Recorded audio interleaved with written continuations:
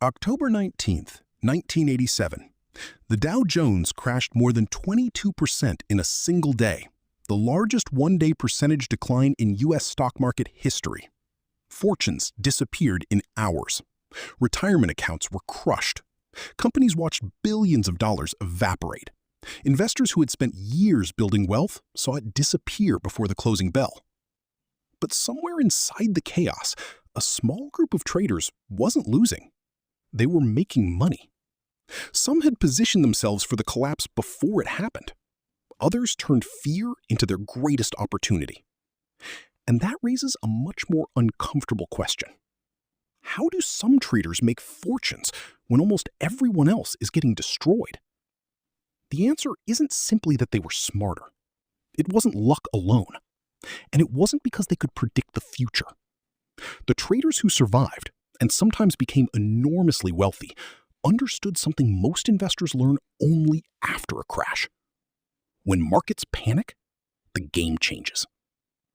Over the next 8 minutes, we'll follow several of the most famous traders through market disasters, uncover the strategies that allowed them to profit from falling prices, and reveal the deeper principle connecting all of them. Because the biggest fortunes aren't always made when markets go up. Sometimes they're made when everyone else is desperate to escape. The trader who learned from disaster. Before hedge funds controlled billions, there was a young trader named Jesse Livermore. In the early 1900s, Livermore became famous for making and losing enormous fortunes by betting on market movements. His greatest opportunities often appeared during periods of panic. When other traders saw falling prices and rushed to buy what they thought was cheap, Livermore looked for something different. Momentum.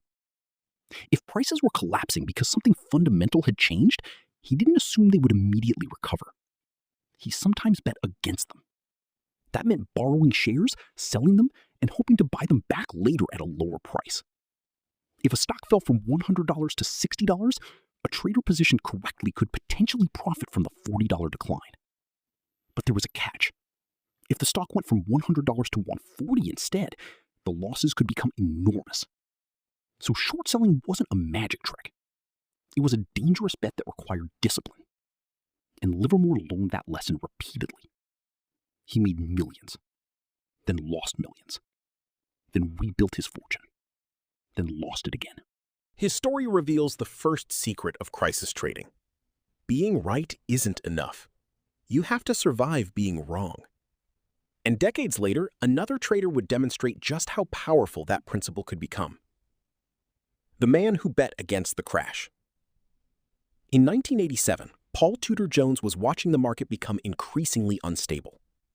The stock market had climbed dramatically. Valuations were stretched. And Jones noticed something that concerned him. The market's behavior was beginning to resemble previous periods that had ended badly. Then came October.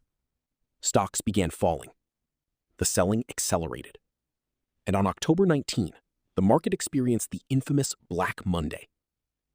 The Dow collapsed roughly 22% in one session.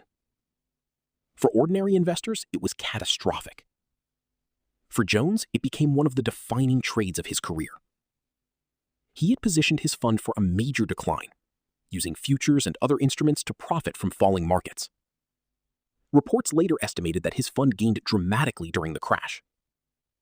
But here's the part that gets overlooked. Jones didn't know the exact day the crash would happen. He didn't have a crystal ball. He had a process. He studied historical patterns. He watched momentum. And most importantly, he controlled his risk. That's a completely different way of thinking about markets. Most investors ask, where will the market go? Great traders often ask, what happens if I'm wrong? That question sounds less exciting, but it can determine whether a trader survives long enough to become wealthy. And the next crisis would prove that even bigger fortunes could be built from the same principle. The billion-dollar bet against a country. September 1992. Europe was struggling with a Currency crisis. Britain was part of the European exchange rate mechanism, which attempted to keep currencies within controlled ranges against one another. But Britain's pound was under enormous pressure. One trader saw an opportunity.